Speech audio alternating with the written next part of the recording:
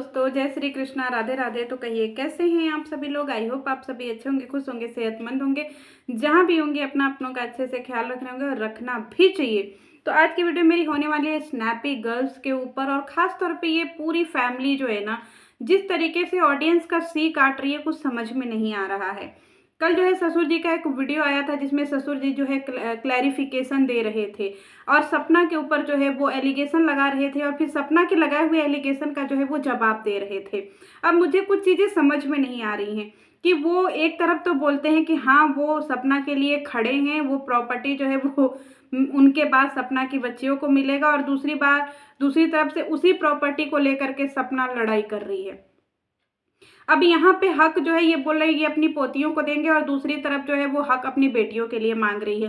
तो यहाँ पे समझ में नहीं आ रहा है कि जब यहाँ पे एक देने के लिए तैयार है तो दूसरा जो है लेने के लिए इतना बवाल क्यों कर रहा है कि मुझे प्रॉपर्टी नहीं मिल रही है, इतना जलील क्यों कर रहा है, जबकि अगला व्यक्ति तो बोल रहा है कि वो बेटियों का हिस्सा देने के लिए रेडी है। अब बातें करते हैं जो सबसे अहम मुद्दा है, क्योंकि प्रॉपर्टी को भी किनारे रख देते हैं, प्रॉपर्टी का जो है वो बाद में हम डिस्कस कर लेंगे।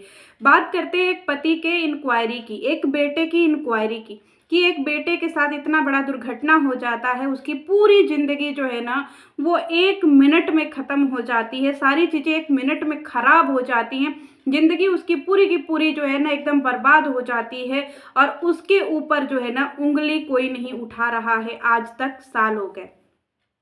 एक तरफ माँ बाप खड़े हैं, एक तरफ पत्नी खड़ी है। पत्नी बोल रही है कि माँ बाप ने किए हैं, माँ बाप बोल रहा है कि पत्नी जिम्मेदार है।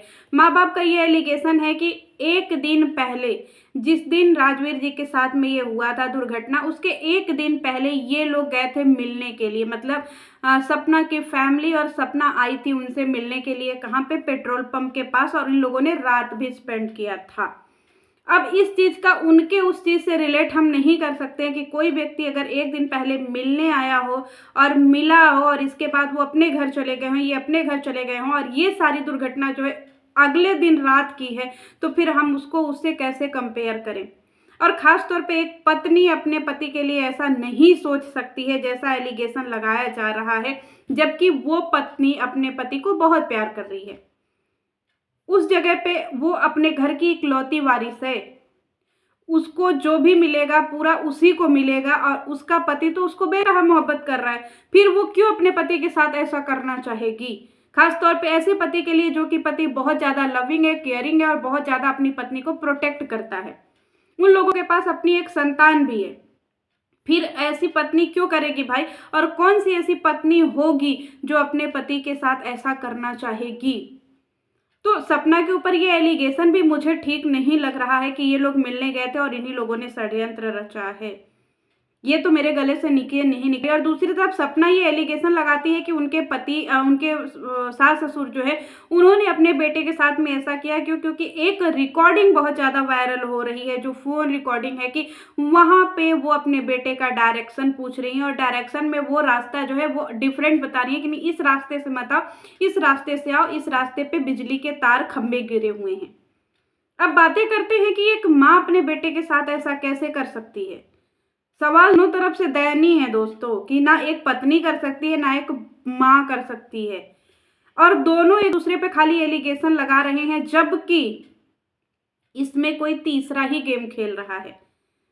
हमारे घर में जब आग लगती है ना दोस्तों, तो पहले घर लूटा जाता है, कि जो भी चीजें दिख रही है ना उसको पहले लूट लेते हैं, बाद तो सब जल ही रहा है। यही काम होता है हमारे रिश्तेदारों का, पड़ोसियों का, क्योंकि ये एक ऐसे जल कुकड़े होते हैं ना जो कभी भी हमें ऐसे संगठित नहीं देख सकते हैं। और इनके घर में ये हादसा होना जैसे लग रहा है प्री प्लान है, क्योंकि इनके पहले बेटे के साथ में भी वही हादसा हुआ था कि वो भी गाँव में गया था, और दूसरा बेटा भी गांव में ही गया। दोनों बेटों के साथ में यही हो रहा है। इसमें तो निकल करके आ रही है कि कोई पुरानी दुश्मनी हो सकती है, कोई रंजिश हो सकती है, कुछ भी ऐसी हो सकती है जो इनके बेटों के प्रति जो है ऐसी खिलाफत पैदा करती है।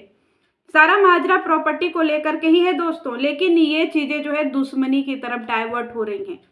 किसने किया, क्यों किया, किस लिए किया, ये रीजन तो पुलिस का है पता लगाने का।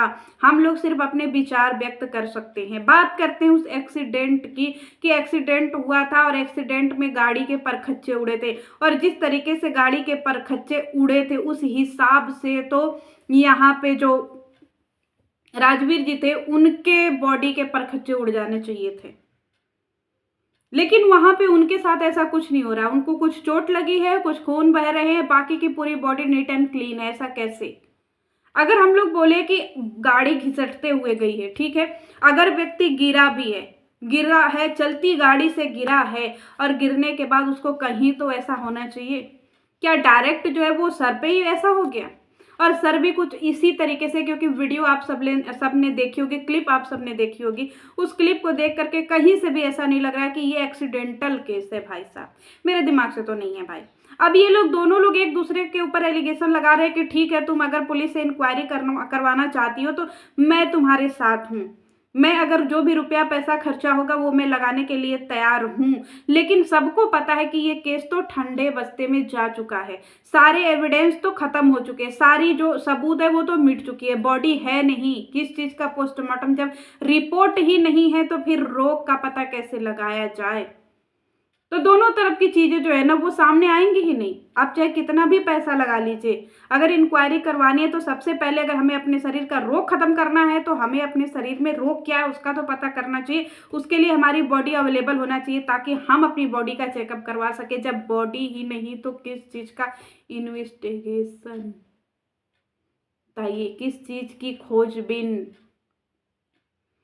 और इधर जो मुजरिम है ना वो सब क्यों इतने खुशी मना रहे हैं? क्योंकि उनको पता है कि सारे एविडेंस खत्म हो चुके हैं, सारे सबूत खत्म हो चुके हैं।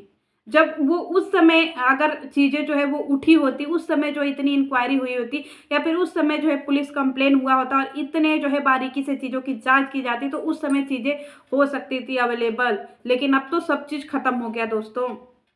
अब तो न्याय मिलेगा कि नहीं भगवान जाने। न्याय हमें तभी मिलेगा जब ये दोनों लोग, चाहे पत्नी हो चाहे माँ बाप हो, अपने बेटे के लिए, अपनी पति के लिए पूरी तरीके से एड़ी चोटी का जोर लगा देंगे, तभी जाकर के ये केस रीओपन होगा। एक तरफ जो है हम बात करते हैं अंशु का, क्योंकि अंशु इस पूरे कहानी में एक मुख्य पात्र है। अंशु एक ऐसे परिवार से बिलोंग कर रही है जिसके फैमिली के ऊपर हमेशा से सपना का शक रहा है कि वो फैमिली जो है हमेशा सास ससुर के कान भरते हैं, उसके माँ बाप हमेशा सास ससुर को भड़काते हैं, हमेशा सास ससुर को उकसाते हैं और इसके लिए सास ससुर के मन में जहर भरते हैं। उन्हीं की बेटी है जो कि सपना की खासम खास हुआ करती थी, आज वो सपना के अगेंस्ट हो गई है। आज वो लड़की बड़ी लंबी लंबी बातें करती है, कल तक तो उसकी बातें आप सुन लीजिए जैसे लगता था कि क्या ही बताएं। वो दुलार में बोलना, वो तोतलापन, अजीब सी चीजें। इसमें दोनों को हम कल्प्रिट नहीं मान सकते दोस्तों, ना सपना को और ना ही सास ससुर को, क्योंकि यहाँ पे बातें एक इंसान के न्याय की हो रही है। यूट्यूब पे न्याय किसी को नहीं मिलेगा, आज तक किसी को नहीं मिला है, ना नहीं मिलेगा।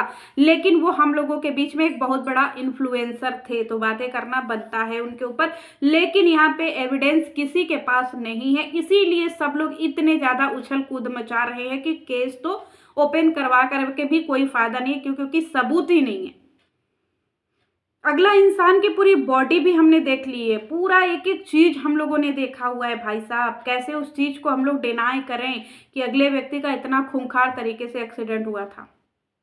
नहीं समझ में आता। दूसरी तरफ मामा जी हैं जो कि गाड़ी के जो परखच्चे उड़े थे उसके पार्ट्स इकट्ठे करके घर में रखे हुए हैं या फिर रख रहे हैं। ये भी चीजें एक सोचने वाली बात है। दूसरी चीज ये है कि एक हमने क्लिप देखी थी जिसमें मामा जी खूब हंस रहे बॉडी के पास में खड़े होकर के, ये भी एक बहुत ही ज्यादा सवाल खड़ा करता है मामा जी के ऊपर। दूसरी तरफ में ये सारे जो पड़ोसी उठ उठ करके आ रहे हैं, किसी के कैरेक्टर पे बोल रहे हैं, किसी को भड़का रहे, उकसा रहे, तो इन पड़ोसियों को तो कहीं ना कहीं इस मैटर से तो दूर ही रखना चाहिए। खासतौर पे सास ससुर से हमें गुजारिश है कि अपने फैमिली के मैटर में ऐसे लोगों को इतना ज्यादा जो है ना मत घुसने दीजिए। और सपना से भी रिक्वेस्ट है कि जिस तरीके से तुमने परखच्चे उड़ा दिए अपने ससुराल वालों के ना, रिश्ते ऐसे होने के बजाय ऐसे हो गए हैं। विला भी तुमको मिल गया है, यहाँ तक कि मथुरा का विला भी तुमको मिल गया है और प्रॉपर्टी भी तुम्हारी बेटियों को मिलेगा। लेकिन जब जान ही नहीं रहेगी तो प्रॉपर्टी का क्या करिएगा? क्योंकि दुश्मन अभी खत्म नहीं हुए हैं। अगर दुश्मन जवान बच्चों को खत्म कर सकते हैं ना, तो आप में और लोगों में क्या रखा है? आपने अपने अगल बगल की चीजें जो है उनको खाली लड़ रहे हैं आप लोग सोशल मीडिया पे, और पूरे लोगों को पता चल गया है कि आप लोगों का रिश्ता कितना खोखला हो गया है। अब आप लोगों के लिए जो है ना, इन लोगों के लिए खड्डा खोदना बहुत छोटी चीज हो गई, और हमें तो ऐसा लग रहा है कि आगे आने वाले समय में ये लोग खड्डा खोद भी चुके होंगे, क्योंकि सारी चीजें यूट्यूब पे जिस तरीके से फैली है ना, सबको पता चल गया है कि कौन क्या है। एक तरफ से सास ससुर जो एलिगेशन लगाते हैं और दूसरी तरफ से बहू एलिगेशन लगा रही है, तो सबको पता है कि इनके फैमिली के बीच में बिचौलिया बचा कौन है। तो सारे लोग जो है अपने बीच में ही मलाई खा रहे हैं। तो प्लीज आप दोनों लोग लड़ना छोड़ करके अपने बेटे और अपनी पति के जस्टिस के लिए लड़िए, और एक दूसरे से एकजुट होकर के इस मामले पे डिस्कशन करिए।